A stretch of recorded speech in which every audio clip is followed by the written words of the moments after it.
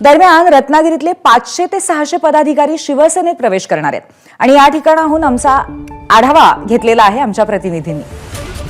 तर ठाकरेंच्या शिवसेनेला रत्नागिरीमध्ये खिंडार पडल्याचं कळतंय आणि 500 ते 600 पदाधिकारी आता शिंदेंच्या शिवसेनेत प्रवेश करणार असंही कळतंय।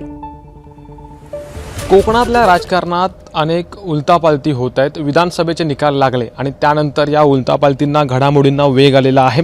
आता जे आपण पाहतोय त्या ठिकाणी उद्धव बाळासाहेब ठाकरे यांच्या शिवसेनेतील काही प्रमुख पदाधिकारी जे साधारणपणे तालुका पातळीवर जिल्हा पातळीवरती असतील किंवा पंचायत समिती पातळीवर ज्यांनी काम केलेलं आहे हे सदस्य किंवा कार्यकर्ते जे आहेत ते उदय सामंत यांच्या उपस्थितीमध्ये एकनाथ शिंदे यांच्या शिवसेनेमध्ये प्रवेश करणार आहेत आणि त्या कार्यक्रमाच्या ठिकाणी आपण आहोत आणि या ठिकाणी हे बॅनर्स जे ते लावण्यात आलेले आहेत। यामध्ये त्यांचे शिवसेनेच्या ठाकरे गटाचे तालुका प्रमुख असतील किंवा उपविभाग प्रमुख असतील, विभाग प्रमुख असतील, माजी पंचायत समिती सदस्य असतील, या पदाधिकाऱ्यांचा समावेश आहे। अर्थात मागच्या काही दिवसांपासून विधानसभेच्या निकालानंतर जर आपण बघितलं तर एकंदरीत ठाकरे गटामध्ये एकंदरीत कुठेतरी चलबिचल दिसून येते, मोठी उलटापालट होते आणि नाराजी जी आहे ती दिसून येते आणि त्यामुळे एकंदरीत कुठेतरी आता विकासासोबत जायचं असा नारा ह्या लोकांनी खासगीमध्ये दिलेला आहे आणि त्यानुसार हे जे पदाधिकारी आहेत ते आज उदय सामंत यांच्या उपस्थितीमध्ये एकनाथ शिंदे यांच्या शिवसेनेमध्ये प्रवेश करतील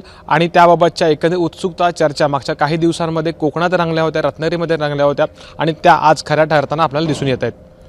कॅमेरामॅन महबूब शेखसह अमोल मोरे, एबीपी माझा, रत्नागिरी। एबीपी माझा, उघडा डोळे बघा नीट।